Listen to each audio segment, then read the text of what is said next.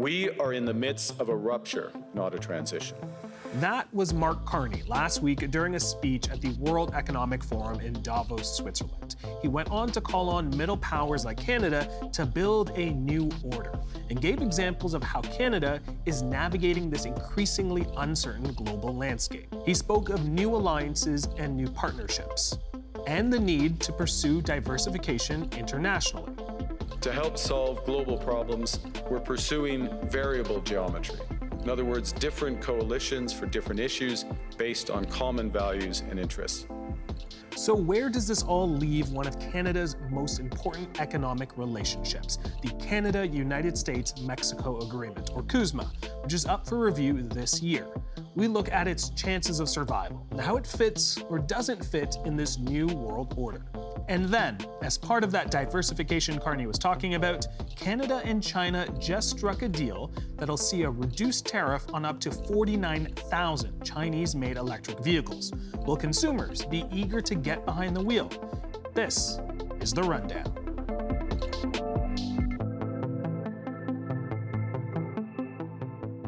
The Canada-United States-Mexico Agreement has been in effect for almost 6 years now.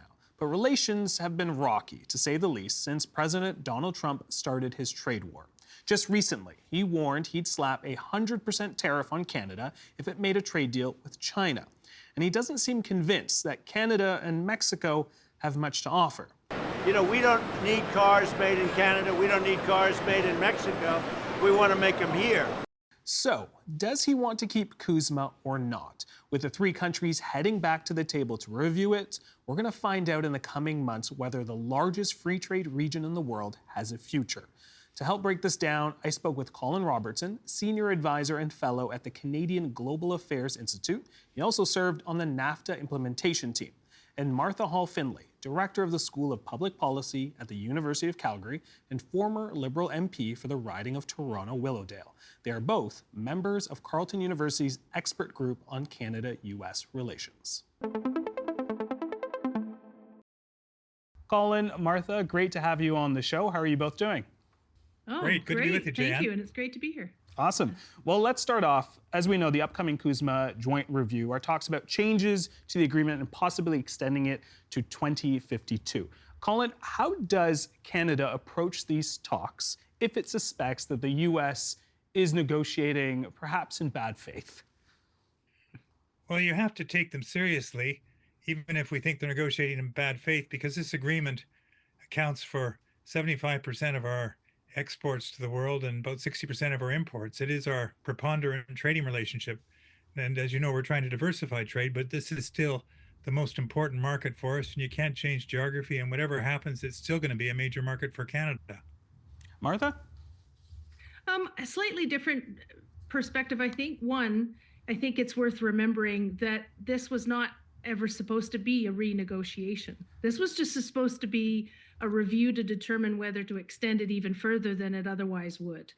Of course, you know, that would open the opportunity to have discussions, but Donald Trump has been treating this as if it isn't the law, and it isn't the law of our two countries, and it is. And so the very fact that we're all now accepting that this is going to be renegotiation feels a little bit like we've fallen into their trap. And I would argue this was the deal that Donald Trump the last time around said was the best deal ever, right? Mm-hmm. So I think there's a massive challenge in terms of trust. I don't know how much so-called renegotiation is going to get us anything that we can count on. So we have to just be really, really careful. I think, you know, Colin, you and I have both heard this. We must take Donald Trump seriously, but we can't take him literally. But the other part of where I might differ a little bit is, yeah, it's the relationship with the United States, 75% of our exports. But, you know, we had a pretty decent economy before the free trade agreement was signed. We had a pretty good, we have great relationships with an awful lot of Americans in different parts of the country, if you recognize that this isn't just an Ottawa, DC thing. Yeah, it's important. It's a really important deal for us, but it's not the end of the world. And I think we have to be really conscious of the fact that Canada, you know, we're not going to live or die on this. And I think if we keep saying that, we're almost going to be giving Trump more Well, with more that, more leeway, if you will. with that being said, Colin, I am curious, if these are just reviews and perhaps not negotiations, some people might feel that is the case. And they're curious, what are the changes or adjustments that you suspect the U.S. might be looking at? Oh, I think the Americans are going to come at us. We pretty much know from the hearings they've held, and the United States Trade Representative publishes a list every year of the irritants. So it's our supply management for dairy products. It's they may go after our banking services. They may go after culture. They may want to put. They're certainly going to go after the auto trade. They've already begun this. Keep in mind, we're already engaged in negotiations as a result of tariffs already imposed on forest products, steel, aluminum, and auto parts. So we know where they're coming from. And I think I would agree with Martha. I think for now they're playing us, but I think what we're seeing, as Martha says, this is all part of a game. And I think the best playbook that we can look at is the art of the deal, Trump's art of the deal. It's to use leverage, intimidate, bully, harass, and that's what we're seeing. So, but we, on our part, because it is so important for us, keep calm, carry on, be patient, but keep in mind this may not work out. And so we should be planning on a plan B. I think the Prime Minister's already put that forward in terms of trade diversification, building at home, and particularly doing it work at home. The premiers are meeting today. I think they need to take on internal trade barriers. That's still unfinished business at Confederation, but we still have to have some kind of an arrangement with the United States if we can, but we may not get it. Well, I will get to the premiers, but Colin, I do want to stick with you. Is it fair to say that you believe this deal won't go through? Right now, I'm doubtful. Why? Because I think we don't settle for a bad deal. And I think with the way the Americans are pressuring us today, it would be a bad deal. The Europeans experienced this after Tariff Day in April, and they're all got buyer's remorse today. We responded with retaliatory tariffs. So we and the Chinese, we've since lifted them in part to stay at the table, and that hasn't really done us a lot of good. We pulled back the digital services tax. Again, I think he's playing us. Martha, same, does CUSMA survive here? I think the relationship between the two countries absolutely survives. What it ultimately looks like, as I said, we had a very, very close relationship before the free trade agreement was signed in the 80s. Has that, and then NAFTA, and then now the USMCA CUSMA been good for both economies? Yes. So yeah, it'd be great to keep it.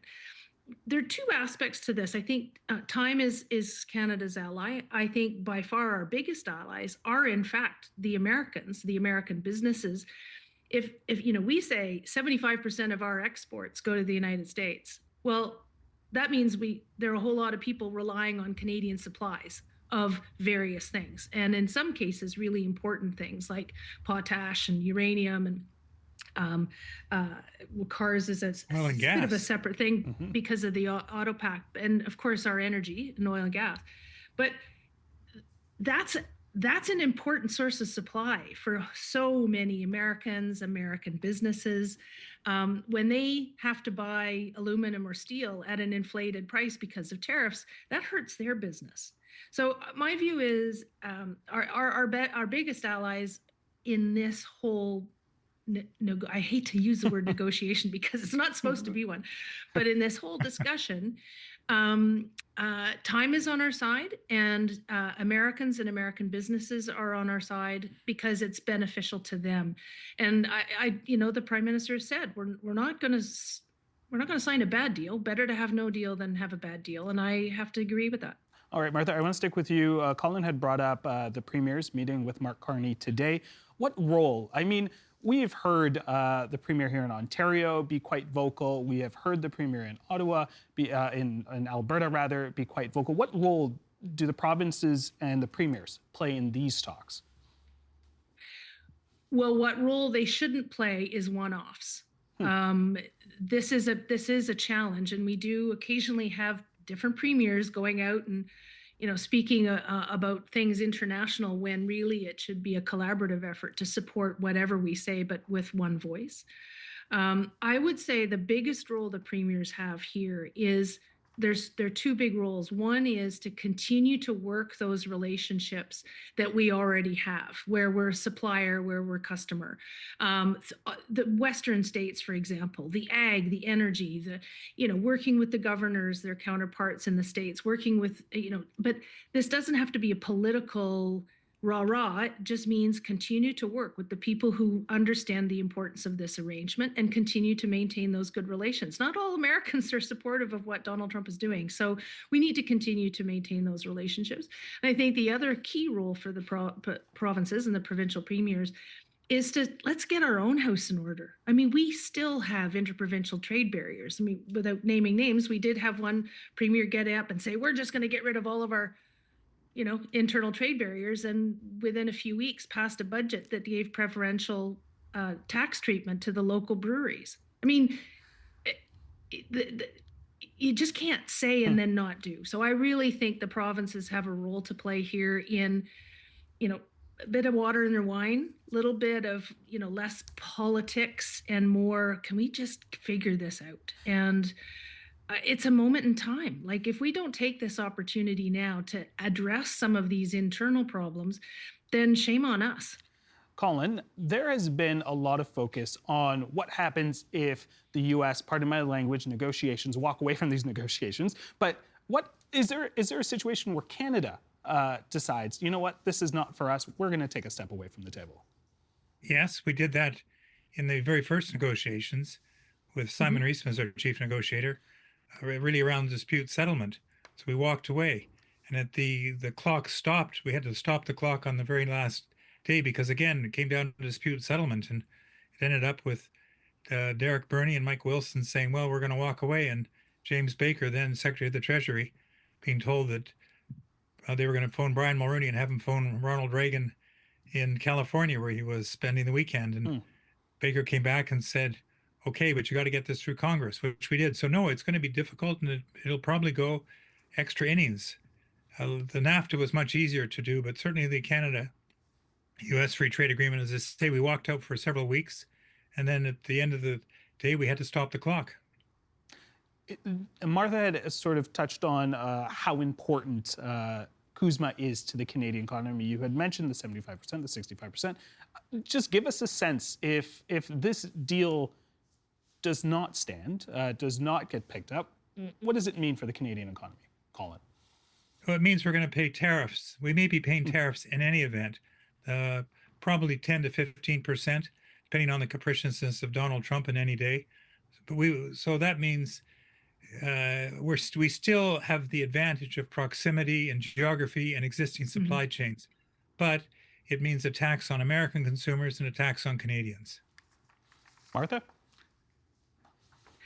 Totally agree. But to put things into perspective, even with the tariffs that we have now, there are some sectors that are clearly suffering. Steel, aluminum, who knows, the auto stuff is so up in the air. I mean, that industry is so integrated. A car, given all of its components, ultimately goes across the border a number of times. So that's complicated, but it's complicated, but for our benefit and for the American benefit, we can't change geography. And even though some industries have been hit harder, like I said, overall, the economists are saying that overall the tariff hit for the overall Canadian economy is less than 5%. And we've actually been picking up steam in terms of our economic activity. I think, having a confidence in oneself is also really important. That sends very strong messages. I go back to, we need to work with the governors, we need to work with the business interests. Guaranteed there are significant business interests right now that are not happy with what Donald Trump is doing. And at some point, he's going to have to recognize that that includes a lot of voters. Martha, you mentioned complicated. Help me understand, how does Canada, as we've seen with the deals it is striking as Mark Carney is traveling, making a deal with China, how does the Prime Minister balance making these deals while knowing full well that there are threats that are probably looming when he touches back into North America from Donald Trump with 100% tariff threats? How do you make those deals while trying to diversify? Well, this is, take Trump seriously, but not literally. If he were to impose 100% tariffs, the American businesses would be up in arms. I mean, this is not going to happen. And notice he hasn't actually followed through. And to stress the diversification thing, there are two aspects to that. One is a political positioning to basically say, look, we are confident in Canada. We're going to work with other partners. We're going to expand our economic alternatives. There will never be a day when we only trade with China instead of the United States. The geography is there, the interconnectedness of our businesses. We're going to continue to have massive trade between our two countries.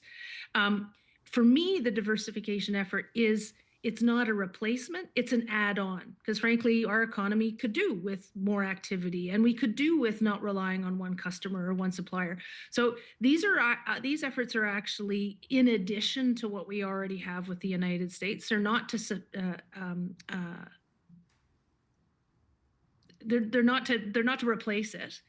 And frankly, I think this has been as a wake-up call to Canadians and Canadian businesses and Canadian politicians, forcing us to look at other alternatives, to diversify, not to replace the American arrangement, but to add to it, I think is a very important thing for us to do. Colin, what can Canada learn from the trade deal that was reached by the European Union and the US just last year? Well, don't jump when you don't have to. I think they leapt right. and they have buyer's remorse. But I think what we really have to do, and so it would be to first of all deal with the internal trade barriers in Canada, and secondly, get our resources out of the ground, process them, and then sell them abroad. So I think we've got a lot of work to do at home. I think that the game starts with ourselves, and then we can deal with the rest. The diversification of trade is fine, but as Martha says, this is a shakeup of our complacency, but also a reminder that we can do an awful lot at home ourselves to make ourselves more productive. Martha, why Indeed, why buyer's challenge remorse? facing Canada right now, I think the biggest challenge facing us right now is a slide back into complacency. This is the state of attitude right now in Canada is a huge opportunity. We have alignment and all across political parties that we need to diversify, that we need to build our trade infrastructure, that we need to get rid of interprovincial trade barriers. We need to deal with the regulatory overburden. And I say that on purpose. I'm not going to say some regulation is actually really good and really important, but we have too much. We have overlap. We have an incredible time of political agreement on some of these things. The worst thing that we could do is to slide back into complacency without actually taking off this opportunity. Colin, we have 1 minute left. Last question to you. Martha had mentioned a little bit of sort of where Canada needs to go or who to look to in terms of our allies here. If Canada wants CUSMA to continue, who are the allies in the US? Oh, it's anybody who's doing business with Canada. It's both those who buy from us and those who sell to us. Our reckoning is there's about 8 million jobs. We can't lobby and give to campaigns, but we can do is go in and see each legislator by district and point out, here's the Canadian investment in your district that creates jobs. Here are the companies in your district that are selling to Canada or buying parts from Canada, which we then further manufacture.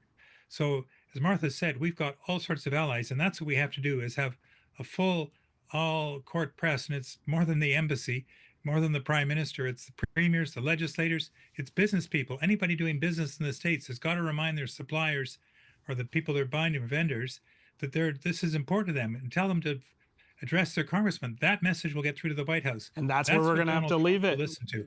And that's where we're going to have to leave it. Colin, really appreciate it. Martha, thank you so much for your time. Really appreciate your insights. No, great, Thanks, Gina. Jan. Thank you.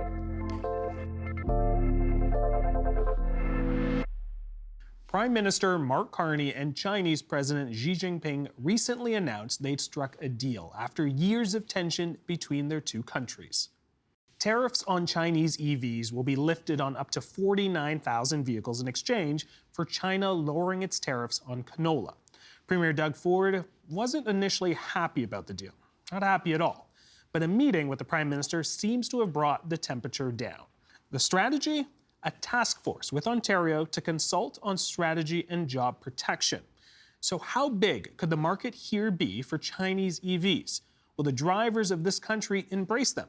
I sat down with Stephanie Walcraft, former president of the Automotive Journalists Association of Canada, to talk about how cheaper EVs will roll out in Ontario and the rest of Canada, and how much this will shake up the market. Stephanie, great to have you on the show. How are you doing? Doing great, thanks. Very happy to be here. All right, we're going to talk about Doug Ford first off. A bit of a change of tune. He hasn't called for a boycott of Chinese EVs since he met with Prime Minister Mark Carney and Industry Minister Melanie Joly. What do you think they might have told him about the plan? I know there's lots of details that we'd like to know about it as well, but what do you think has kind of settled him a little bit? And I'm not any more privy to information than anybody else, but my guess is not whatever happened in that room where it happened. I think Doug Ford was shown some dollar signs. Okay. Yes, I have a feeling that there are aspects of this China-Canada arrangement that involve bringing some manufacturing of vehicles to Canada, vehicles, possibly also batteries. It makes a lot of sense. What he wants? Right. Speaking back to the point that Prime Minister Carney made in Davos, that Canada has what the world wants. When we're talking about what Canada has that the auto industry wants, that's critical minerals, right? So it makes fiscal sense, or it seems to, because we're now seeing other automakers jockeying for position on this as well. Volkswagen's building a battery plant outside of St. Thomas. We just earlier this week learned that South Korea and Canada signed a memorandum of understanding around possibly bringing some manufacturing, battery, and vehicle to Canada. And that's related to the submarine deal, which is a whole other topic. Right. But bringing that back to China, those dots all connect to making it seem as though it makes fiscal sense to build the batteries and build the cars where the minerals are coming from, rather than shipping them around the world. So I would imagine there's a portion of this deal that hasn't gone public yet that may involve scaling up the quota that comes into Canada over time, Right. and with that also China making some manufacturing investment, which of course brings jobs and just bolsters the economy. It makes a lot of sense with the Ring of Fire being developed in Northern Ontario that would end up being in Ontario where that manufacturing would take place. And that brings us back to Doug Ford being a happy man. All right. Well, let's get away from the headlines for a minute. I want to talk about some numbers from last year. Sales of electric vehicles in Canada plummeted in 2025. Not the story when we look at Europe, across Africa, the Middle East, China. They rose. Why are EV sales in Canada so low? A lot of that comes down to price, which is why we're talking about this entire subject, right? To recap for anybody who's not familiar with the Canada-China deal, it's 49,000 EVs that Canada has committed to bringing in from China at a lower tariff. There was a 100% tariff that was in place to match with the United States. This is 6.1%, a significant drop, right? And to come back to your point, Europe and the Middle East and other markets are already getting those cheap Right. EVs. 50% of that allotment of the 49,000 is meant to be priced off the boat at least under 35,000. Whether that's going to equate to that when it gets to dealership lots is a different story. But that does speak to the point that we don't have anything at that price point in our market right now. And this creates the potential to bolster that, especially in the wake of the federal government having canceled the EV rebates, which were the only thing that were bringing some of those cars even close to that level. And that coincided exactly with that drop in sales that you were talking about. So fair to say the cars that would be imported from China here don't necessarily have competition right now in Canada. There is a glaring gap, or give us an idea of sort of maybe what is the price of an EV right now, an average cost of an EV right now in Canada? There is a glaring gap. Well, whether I'd call it glaring depends on a lot of context. Right now, we're looking at a 2027 Chevrolet Bolt, which interestingly has already been discontinued. Oh, okay. It's a different subject entirely. But that is priced at an MSRP, manufacturer's suggested retail price of just under $40,000 before fees. That's not that far off, that $35,000 that we're talking about. And certain provinces and territories still do offer rebates. So there are places in the country where you can get that car for cheaper. So it's not that it doesn't exist, but it's more that it's not as widespread as it could be. The other aspect of that storyline is, do we immediately see those cheap EVs coming from Chinese manufacturers, right? And this is something that I spoke to when the news first broke. 49,000 is not, it's a drop in the bucket relative to the Canadian auto industry in general. We sell about 1.9 million cars a year. So that, and the EV portion of that is about 5%. So we're talking about roughly 2.5, 2.6% of the full market is what we're bringing in from this deal from China. And that's not enough to make huge waves at any level at this early stage. But it does put pressure on other automakers to start bringing those prices down, which is the rebates were always meant to just make up for the fact that EVs were more expensive initially, and the rebates were meant to be removed when those prices came down to be at par with internal combustion engine vehicles. They were never meant to be permanent. Right? So what this does is sort of bring those Chinese EVs in particular back. They make up that loss and bring cars back, those EVs back down to a level where they can compete directly on price with internal combustion engine vehicles. Will we see immediately those $35,000 BYDs or XPengs, those Chinese brands? I don't know if that's going to be an immediate thing, because you're talking about an automaker having to come into the country, set up a head office, set up a dealership network. That takes time, right? And what some Canadians don't realize is there are already Chinese-built EVs on Canadian roads, right? We talk about Chinese EVs in terms of those brands I just brought up, but there are Chinese-built EVs that have been on our roads for a while, right? Tesla imported 44,000 just Model Ys in 2023. So that's pretty darn close to that 49,000 that we're talking about, right? One of the things that a few people have been concerned about, and I don't know if it's a genuine concern from your expertise, but what worries does Canada have about Chinese access to Canadian EV user data that it doesn't have already with North American automakers? Because I think when we talk about EVs, we jump right to security concerns, but there are EVs here in North America, North American made, that potentially could have the same concerns, but we don't have those red flags. I don't know that it's the fact that it's EVs specifically that are the discussion point there. I think it's more that the cars are coming from China and they have an awful lot of software in them, a lot of technology in them. Interestingly, it's BlackBerry that actually supplies the software for BYD. So there's already a Canada-China connection there, and Canada's deeply involved in that. So is it tinfoil hat or not? It's hard to say, but there has been some discussion of really high-level national security things. Like, it sounds crazy, but China has been accused of putting shutdown operations in Chinese-built vehicles so that they would have a way to remotely just prevent them from working. Stop the vehicle from working. Right? Now, in the announcement of the auto working group, Minister Joly did address that and said that that national security concern is on their radar. Okay. So, thank you so much. My pleasure. Before we go, we are a new show, and we want to be a show for you and all Ontarians. So it's important that we're covering topics that matter to you. Let us know what you like and don't like, and about how we're doing so far by going to tvo.org/rundownfeedback, or leave us a comment on YouTube. Until then, I will see you next week.